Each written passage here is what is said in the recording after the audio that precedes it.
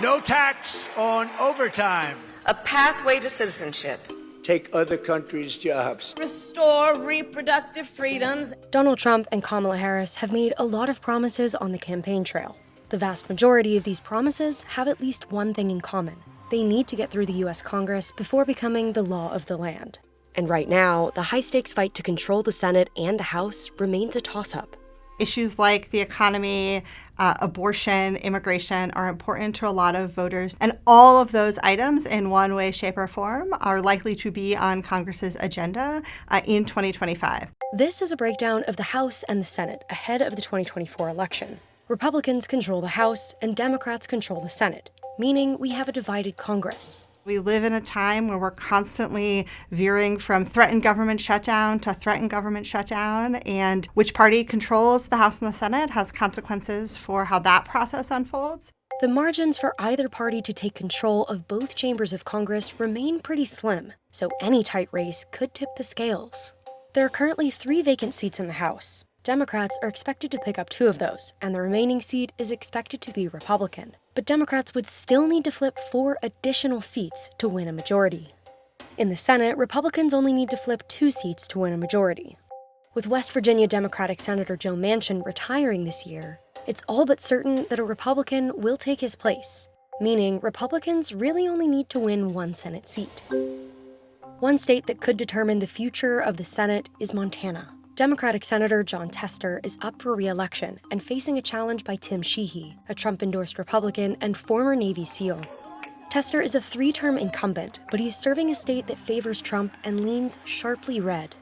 Montanans have been totally clear with me. We need to return American strength to Washington, D.C. In the 2020 presidential election, Trump won the state by 16 percentage points. And Republicans have swept all other statewide offices and secured a supermajority in the legislature.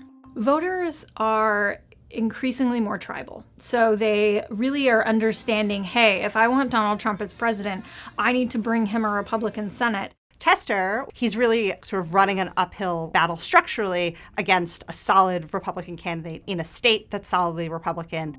Democrats have poured tens of millions of dollars into campaign spending and advertising for Tester, selling the message that he's a centrist politician who can work with Trump. I'm protecting our freedoms because Montanans don't like to be told how to live by anyone, especially the government.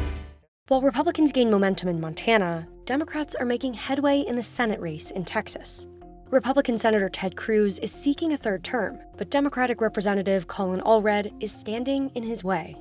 Democrats see changing demographics in Texas, and they have gotten increasingly hopeful that they can win a statewide race. Allred is campaigning on centrist policies, talking tough on border security while also backing abortion rights in an effort to appeal to a wider swath of voters. I stood up to Joe Biden on the border and to extremists like Ted Cruz who prefer chaos to real solutions.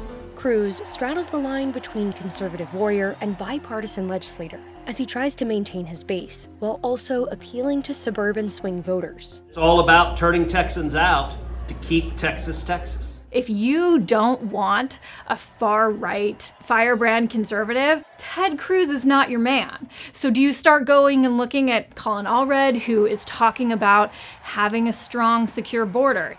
Since entering the race, Allred has outraised and outspent Cruz. But this isn't the first time Cruz has faced a tough challenge by a Democrat. During the 2018 midterms, then Representative Beto O'Rourke polled similarly to how Allred polls now. He lost to Cruz, but only by a slim margin. Texas is still a challenge for Democrats. When Cruz last ran for re-election in 2018, that was a presidential midterm year. It was a year that Democrats did very well nationwide. People were very energized by the idea of getting out to vote against the party of President Trump. Now let's look at the House. All 435 seats are up for re-election in 2024, but Democrats only need to win a net of 4 seats in the House to take the majority. And right now, there are multiple contentious races in California and New York. They are really targeting districts where Biden won in 2020, but a Republican won those seats in 2022. And Democrats see those as their prime pickup locations. Republicans, that's where they have to defend the most. The House Democrats' campaign arm had around $87 million at the end of August, roughly $16 million more than the Republicans group. Abortion was a big issue in the 22 election. It has continued to be a big issue since then. And so in a lot of these districts where the voters might be somewhat more moderate, if they see reproductive rights as more under threat, you could also imagine that shaping folks' decisions. There are multiple significant policy decisions on the 2025 legislative agenda that have to be addressed, and whichever party is in the majority will have a huge say in their outcome.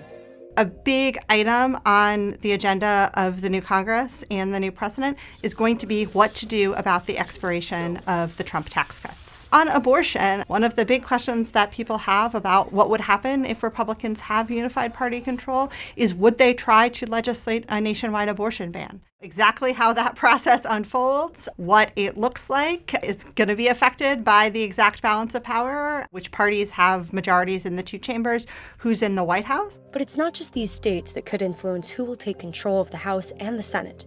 Any race has the potential to remake the next Congress of the United States.